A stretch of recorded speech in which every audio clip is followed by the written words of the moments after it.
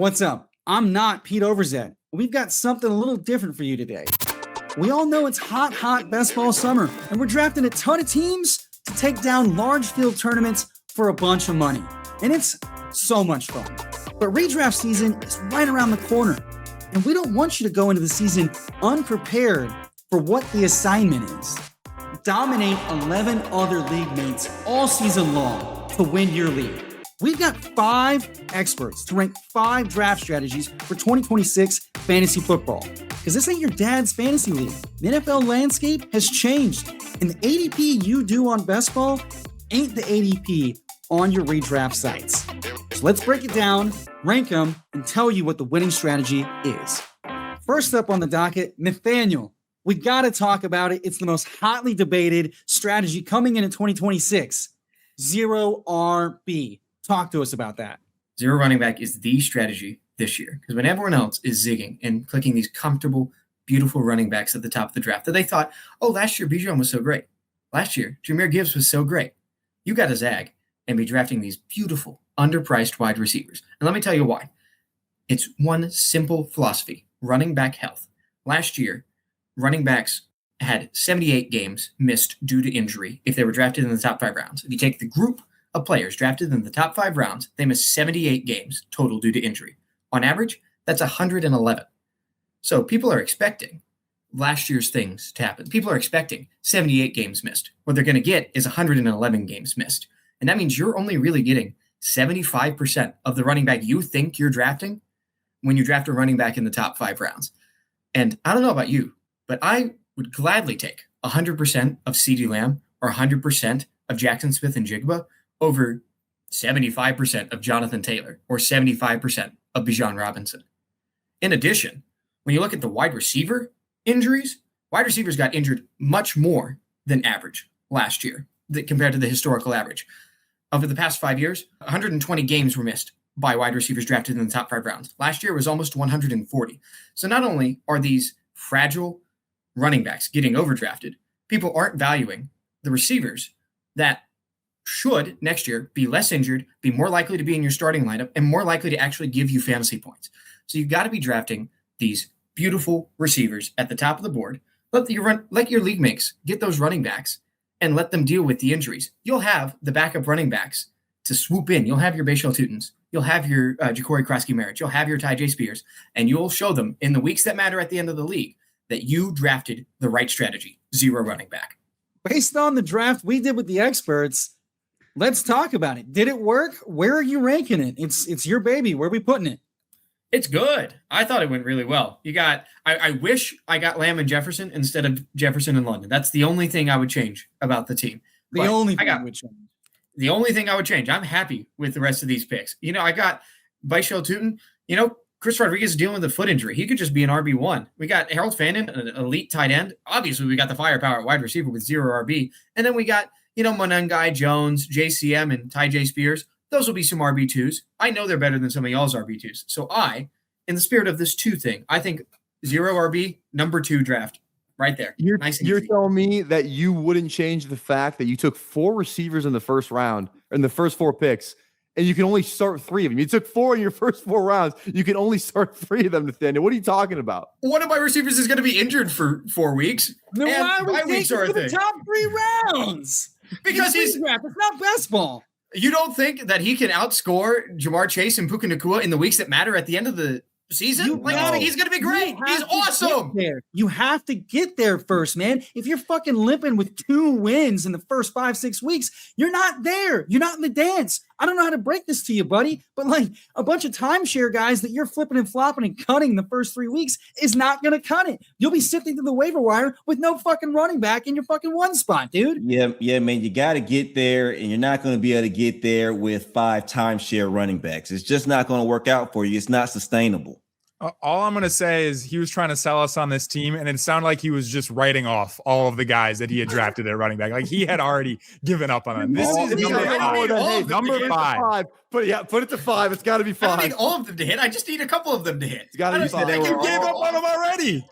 Dude, look, you're taking a Cleveland tight end and a Jets receiver, and these are your studs. They're going to take you to we're talking bottom projected offenses. This is not best ball, dude. It's not baseball. Yeah, they can still score well on bottom two. You know what? Have fun. Let's do a straw poll. I'm 5. Easy 5. It's not strong enough, man. I'm sorry. Ridiculous. The roster was not Absolutely strong. ridiculous. We got 0 RB ranked and tiered. Didn't get a lot of love. And I think that's fair. Next up, I'm here to talk about Anchor RB. 2 minutes or less to sell you on why this is the redraft strategy that's going to win your league in 2026. Anchor running back is the winning strategy in 2026. The NFL has changed, the meta has changed, and fantasy football has changed in the last decade. There's less bell cows than ever. 10 years ago, 10 guys saw 300 plus carries. Last year in 2025, only 3 running backs saw that many carries. The bell cows are a disappearing and dying breed. If you don't get a running back, by the way, an elite running back, one of the most powerful fantasy assets, and it's not even close. Those guys are what make and define fantasy seasons and win or lose you leagues.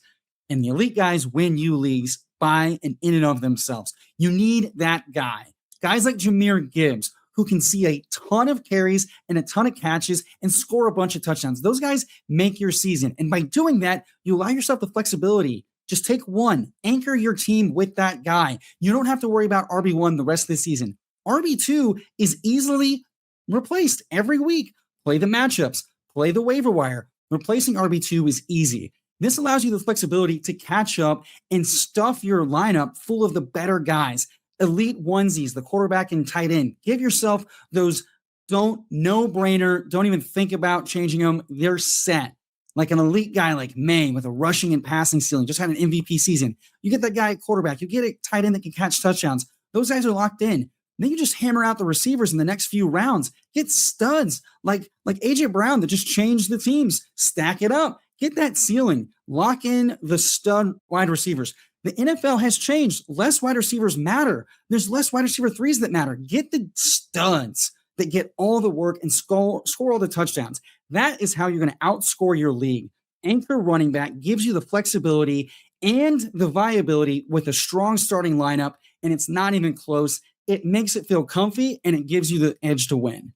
I think I executed this pretty damn good in the mock draft with all the experts. Jahmyr Gibbs at the 2, that was the play. I get the high ceiling, and he's the bell cow, man. All the targets, all the touches, and a top offense. Dude, it's an easy game. That's a free square. And then I get to just pack on the receivers with high upside. They score touchdowns. Last time I checked, that matters. And then I get my elite quarterback. I have an elite ceiling tight end, Jake Ferguson, tight end 1 for the first 6-8 weeks last season. I don't know if you forgot. And then J.K. Dobbins and a bunch of other solid upside shots. Sean Tucker, Bucky Irving's banged up right now. I could not have executed this any better, really and truly. I could not agree more, man. I mean, I just don't know how Nez didn't take Gibbs at the 101. This guy is locked and loaded to be one of the guys you need in fantasy football this year. He could very well break the league in 2026 without David Montgomery. And then you followed up with just such a solid stable of wide receivers. I don't even know if solid is the right word. Just a premier stable of wide receivers. You've got a bunch of different receiver archetypes. I don't know about number 1. You moved to number 1. I think we hold it number 2. I think we hold it number 2. I'm not even sure we're in the top half. What are you talking about? We've got these middling wide receivers. We've got jail rehab, Rashee Rice. I don't really care that he can go outside the jail for rehab. He's still not going to be 100%. We've got Waddle on a new team with a middling quarterback in Bo Nix. Sure, A.J. Brown and Drake May is nice, but then you've got Jalen Warren with Rico Dowdle competition. You got J.K. Dobbins. Do we just think R.J. Harvey's going away, flying off into the sunset? I don't think so. And then we got to talk about the elephant in the room. A high upside tight end. Yeah, there's a reason you got your tight end in round 10, buddy. It's he's fine. He can get some points. I would put it at 4, personally. Hey, Michael, come on, bro. A premier stable of wide receivers. AJ Brown, what have you done for me lately? What did these guys do in 2025 for you to crown them a premier stable of wide receivers? Chris Godwin, Brian Thomas, Jalen Premier. Come on, man. That's not a premier stable of wide receivers. Those are good guys. They're good. high-end target earners. AJ Brown, one of the best man beaters of the last 5 years. I mean, Rashee Rice, as long as he's on the field, he is locked and loaded to earn 9 targets a game. I mean, these guys, all different types of archetypes. I mean, what do you want? What more do you want? What with it? High-end target earners? Really? I'm not seeing high-end target earners with Brian Thomas, Chris Godwin last year, Jalen Waddle last year, Rashee Rice was on. I don't see it, but Premier, sure. I think they're good. Look, I'll come in here and break the tie. I like the start. I like maybe the first 3 if Rashee Rice plays, and that's a big if at this point in the offseason. But I got to agree with Nathaniel. You waited so long to draft your tight end. You're like, yeah, let me fill up my bench before I actually fill up my starting lineup. So I can't get with you there, but I do like the start of it. I think you put it down one spot, put it at 3. We're all over the place, so put it in the middle. I think that's where it belongs. I also don't think we can let Emo Cowboy get away with taking Sean Tucker in the 11th round and not mentioning that at all with this. That is malpractice. Absolute malpractice. You cannot be doing that. That is ridiculous. Anytime you can draft the RB3 on the Bucks, you have to do it. That's true. Haters. All right, fine. 3. The haters and losers win. All right, Goofy. We've been waiting long enough. It's time to talk about the elephant in the room. Robust running back. Tell us why it's the strategy for 2026. This is my advice for an average drafter. I'm selling them robust running back. Draft 3 running backs with your first 3 picks. It's easy. You're going to go RB1, RB2, and you're going to put RB3 in the flex. It's a plug and play strategy. The metrics are predictable for running backs. You pretty much know how many times they're going to touch the ball. You need to click the guys that are projected to get 300 touches in a season. You combine volume with elite production, you're going to beat up on your league mates all day long.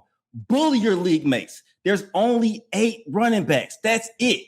That are averaging 15 points per game historically over the years. If you click 2 of them, you got 2 out of 8. Now you got 25% of the elite running backs on the market. Let's say you get 3 out of the top 10 running backs. You got 30%. Crush your running backs. All right. Now, go ahead, put your league mates in a chokehold.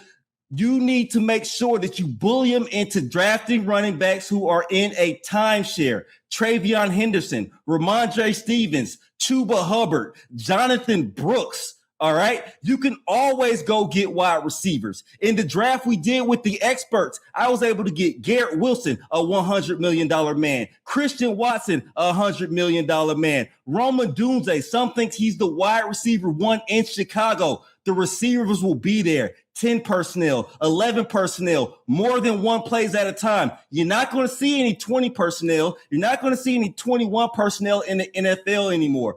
Go ahead, go robust running back. It's the easiest strategy for average drafters. Beat up, put your league mates in a freaking chokehold. All right, Goofy. You executed the draft. How do we feel about it? Where are we ranking this strategy working in 2026? I got this as the top 2 draft. Whether you're an expert drafter or whether you're an average drafter. I went James Cook, Kenneth Walker, and Josh Jacobs. You have your RB3 in the flex every single week. And then I got $100 million wide receivers, Garrett Wilson and Christian Watson.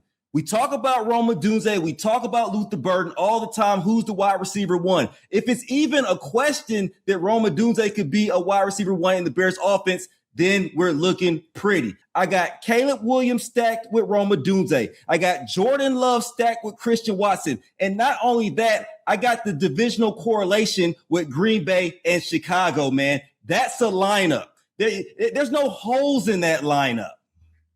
Yeah, it is a lineup that has players in it. I'm not sure that they're going to be starting. Like Josh Jacobs, still very live to be arrested for domestic violence as we are sitting here recording this. I don't like drafting players that could be arrested and in jail at the start of the season, especially not when I'm relying on them to be a linchpin of my lineup, along with probably the most running hot on touchdowns running back in the history of the league, James Cook, and Kenneth Walker, who is on a new team, and we're not even sure that he's going to be a feature back there. Like, the specific running backs, not great. I will say, Garrett Wilson, pretty good player. I wish I had him on my team. You did snipe me on him. I think that is the only player that I would want that is on this team. You've got 50% route share, Dalton Kincaid as your tight end, and you took 2 quarterbacks in the top 10 rounds. Just because you're stacking them with your receivers doesn't mean you need to be taking these quarterbacks. Like, this isn't best ball. You can go on the waiver wire and get a quarterback. It's okay. So I would put this at 5. I would bump up 0 RB and put this at 5 because this is an absolute disaster class of a draft. I gotta hand it to you, Goofy. I mean, after taking 3 straight running backs, you managed to put together. I mean, Garrett Wilson there. That is a hell of a pick. I agree with Nathaniel. Like, there's nothing you can really say about that at the 401. But I can't sell myself on this wide receiver room as a whole. It's got some scary profiles. Rome Odunze, have you guys heard everything that they're saying about his foot? This is the new normal for me. It was a disaster last year. People want to blame it on the injury, but now this is just what he's dealing with for the rest of his NFL career. Christian Watson, I don't need to even get into the injury stuff. Everyone knows about that. They took the entire University of Washington's medical team to figure out what was going on with his hamstring. The Packers paid him a couple $1 million to figure that out, and then they just hand him $100 million after he has 700 yards in a season is his career high. He's talented, but are we going to rely on guys who are in these crowded offenses like Rome Odunze, like Christian Watson? They rely on these downfield targets to get it done. It scares me. I wouldn't put it at 5. I do think the 0 RB build was worse, but I think 4 is a pretty solid spot here. I would agree with 4. I cannot get over the 2 quarterbacks that in the first 11 rounds of a draft. I cannot get over that. Look how many of us didn't do that because, I hate to say it, I think we have a good idea of what we're doing. I don't know about you because in what scenario are you going to start Jordan Love over Caleb Williams? In what scenario? Matchups when you take a quarterback? Hey, it depends, man. You're playing the matchups. Things will work out. If I see I got a better matchup, I got 2 guys, and I'm not the only person in this draft that went 2 guys. So I mean, I know you all are the experts, but I feel like we're the experts too. Sure, but you don't think your team would be better if you had Stephon Diggs or Xavier Worthy instead of Jordan Love to potentially deal with some white? Yeah, no, I don't. No, I don't. And remind you, this is an 11-round draft. There's still 7 more rounds to go. This is an incomplete picture. This is a great start here for the first 11 rounds. I bump you up 1 if the tight end was not Kincaid. Again, I see this roster and I see some best ball. I love Watson. He is a fun breakout guy, but he is with the Packers, undetermined type of pass rate, healthy Golden, healthy Reed. If they do spread this out 3 wide receivers with Tucker Kraft week 1, I don't know that we get 5 targets for Watson for the first few weeks. Rome Odunze, we got a lot of better and best ball wide receivers, so a lot of volatility there. High upside, obviously, but a lot of volatility. And then Kincaid, literally one of the most volatile tight ends because of his knee and because of the role he plays. I think if you were a little bit stronger with I think you have to have a more solid floor ceiling combo for me to bump you up to a 3. I think 4 is fair. I think we hold it 4. All right, PPR Tyler, talk to us about elite onesies, the strategy where we take an elite quarterback, an elite tight end early in the draft, and why that's the redraft strategy for 2026. Do you want to bully your league mates in 2026 in redraft? Then you have to hit them where they're least expecting it. And that means attacking elite quarterback and elite tight end. Now, it all starts in the first round. You actually have some flexibility on what you want to do. Do you want to draft an elite running back, Christian McCaffrey, Jonathan Taylor? Maybe you get a nice little fall on a Bijan or a Gibbs. Or you can go with a receiver, Jamar Chase, JSN. But what really matters is that second and third round where you can draft somebody like Trey McBride, who last year in half-point PPR, he would have been good for the wide receiver 6 in fantasy football. And if you even only include the games with Jacoby Brissett, who is his quarterback for the upcoming season, he would have been the wide receiver 3. And you're putting that guy in your tight end spot. Maybe you miss out on Trey McBride. You roll with a guy like Brock Bowers, who, when healthy, when he was not dealing with knee injuries, his points per game would have been good for the wide receiver 7, tied with guys like Drake London and Devontae Adams.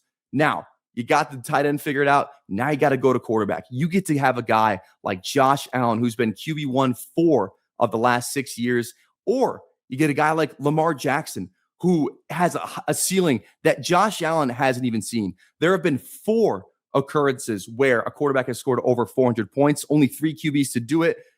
Lamar Jackson has done it twice. Josh Allen's done it once. Patrick Mahomes has done it once since 2019. Now, you got the first 3 rounds all figured out. Now you just get to have some fun. While everyone else is worrying about what quarterback do I want, the pocket passers, you already have the elite tight end, the elite quarterback. You just get to sit back and have fun and draft the hell out of running backs and receivers. Elite onesies, that's the strategy you need for 2026. Last but not least, Michael, talk to us about hero wide receiver.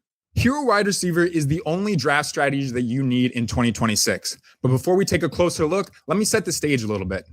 This offseason, everyone's talking about the league-wide trends, the league-wide metas. Everyone's using more tight ends, heavy personnel, getting favorable looks against defenses. But I really think they're missing the forest for the trees there. The big fantasy takeaway that we're having is the simple fact that teams are running the ball more these days, and I don't think that's changing in 2026. Last year, we saw teams average just 32.1 pass attempts per game, the lowest mark since 2006. 20 years, and it's never been this low. Unsurprisingly, that low pass volume resulted in a massive, massive chasm in fantasy production among the elite wide receivers and the guys who are just so-so. We saw only 6 wide receivers average at least 14 half PPR points per game last year. The drop-off was significant, and it was steep. I expect to see a massive, massive cliff once again between the elite talents and the non-elite guys. So if you start your draft with a guy like Puka Nacua, a guy like Jamar Chase, a guy like JSN, even CeeDee Lamb, you're going to be lapping the field at wide receiver. From there, you avoid spending your truly high-end draft capital on wide receivers with cap ceilings.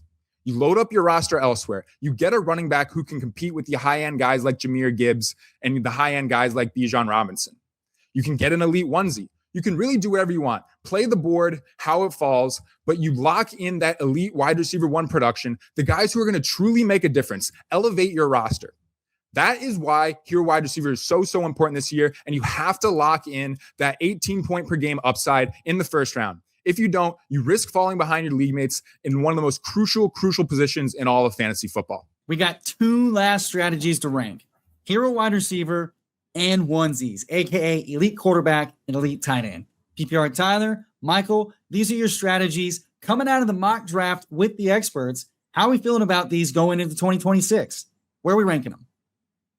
You got to put the onesies at 1. It's got to be a 1. Look at my team. I have Christian McCaffrey, who was the RB1 last year. I have Trey McBride, Lamar Jackson, and then I just get to draft whoever I want, the best players available at the meat and potatoes, those running back and receivers. I have Ladd McConkey, who was a second-round pick last year. Terry McLaurin, who was the wide receiver 6 in 2024, coming off. He's going to be fully healthy this year. And then I just have my upside swings, my personal favorites: Ricky Pearsall, Jordan Addison, and a bunch of running backs who I can flip-flop out of RB2, who are going to be on the field getting points for this team. My team is, without a doubt, it has to be 1. Elite onesies is this strategy.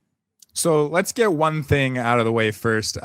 Tyler is leaning on a 30-year-old running back who is coming off a 400-touch season to carry this team to greatness. Meanwhile, I am leaning on a wide receiver who is in his prime and is among the greatest target earners and most efficient wide receivers that we have seen in recent memory. I laid it out as well in my argument. I think that having a true difference-making wide receiver is what is going to win you leagues this season. But that aside, I mean, just look how I loaded up the rest of my roster. I have a bunch of young, ascending running backs, all with premier draft capital. I follow it up with a guy like Emeka Egbuka, another guy who was drafted in the first round. Michael Wilson, who's been getting really, really positive buzz this offseason. Alec Pierce, the man just got paid, and he is among the best downfield wide receivers in the NFL right now. I mean, I just think this team is entirely and completely well-rounded. It's got upside everywhere. I just don't think you can compete with it. How many goal line carries are you even getting from these guys in week 17? Jeremiah Love is going to have some phantom shoulder injury because the Cardinals will be so bad. Trevin Henderson hasn't even sniffed the goal line. You ever heard of Ramondre Stevenson, buddy? Yeah, he's on my team. And then Jadarian Price, Sharps is going to be back by then. So when it matters, you're in the championship. It's my team versus yours. You're going to get absolutely wrecked every single time. It's Goofy. Back me up on this. Wait, hold on, Goofy. Hold on, Goofy. All right. You're trying to talk to me about goal line carries with my running back room. Did you look at the names that are in that running back room? They are all guys who score from 60 yards like it's their job. Jeremiah Love, he was insane at Notre Dame just ripping runs. Travion Henderson, he did it in the NFL last year. Keaton Mitchell, I'll give you. But we see what is there, what the potential is in a Mike McDaniel offense. I don't care about goal line carries. I'm going to be getting 10 fantasy points on a single play when they take it to the house from 40 yards. Yeah, I mean, if I'm looking at Michael's roster, there's only 2 guys on that team that's ever done anything, Puka Nacua and Josh Allen. Everybody else, bruh, you say they're running for 60 yards. I ain't never seen them run for 60 yards in the NFL and score a touchdown. They ain't never did it. They ain't never been there. You must have not caught the Pats games last year, man. Outside of Travion Henderson, he had a couple spike games. But when we talk about 3 out of your 4 run, I haven't seen it. And in the wide receiver room, those are young guys too outside of Puka Nacua, man. So it's a good roster. Well-built roster. I love Puka Nacua. I love Josh Allen. It's just the other guys got to show me something before I'm all the way in on them. And that's the only reason I have a slight lean towards PPR Tylers, because there's more proof in what they've done on the field so far going into 2026. But I like both of them, but I'm leaning towards PPR Tyler. Let's just put it to a vote then. Goofy, who are you voting for? PPR Tyler. Thank you. Well, obviously I'm voting for myself here. I am voting for myself. Nathaniel, come on, end this thing. Nah, I can't do it. I gotta go with O'Hara. Like the explosive potential of this team is just like. Are you telling me that I have to compare 2 rookie first-round wide receivers to Chris Rodriguez, Rashad White, Tyrone Tracy, and probably dead Christian McCaffrey by the end of the season? I just can't do it. I can't do it, man. O'Hara's team's better. Oh, all right. So we're just splitting the vote straight down the middle. I look at both of these strategies, and ultimately this is about a strategy going into 2026. Ultimately, given the ADP landscape, I have a hard time. These are both solid rosters. They're both going to perform well in the regular season, given full health. I'm not as spooked about CMC as many others are, because pass catching is still elite and Shanny is still an elite offense. Allen versus Lamar is kind of a wash. Ultimately, though, this is about the strategy. And if I'm comparing these 2 strategies and playing rooms, no matter what draft slot you get, no matter what the board falls, Elite Onesies, I think, is just not as flexible if it gets into the draft. I don't want to have to pass up the falling quarterback or the falling tight end, because I already got my guys and taking 2 at those positions. It's not tight end premium. It's not PPR. I don't want to fill out my bench in the top 7 or 8 rounds if I get a faller. Hero wide receiver, from a flexibility standpoint, playing the ADP. And then if we just look at the teams, you're not going to find more untapped upside in volume, which last I checked is opportunity is king in fantasy football, and 2 first-round running backs. They might start a little slower than maybe CMC or Gibbs, but these guys are going to see volume from day one, and their roles are going to expand all season long, and we have untapped potential for both of those guys. I have a hard time not leaning into the hero wide receiver build as the top ranked thing. So I'm going to have to be the tiebreaker and say that hero wide receiver 1, onesies at the 2. Okay. Bang. Fine. All right. You guys are going to lose your leagues. Elite Onesies. I'll die on that hill. Elite Onesies should be 1, but do what you want. All right. 5 experts ranking 5 strategies. We drafted with the experts to put these strategies to the test and then rank these teams and these strategies in the 2026 ADP landscape. What do you think? Did we get it right? Is the hero wide receiver build the best? Is 0 wide receiver the worst build for 2026? We want to know what you think. Tell us if you agree and why. I want to know what you think. Tell us if we got it right. We're the experts. We drafted with the experts. Did we get it right?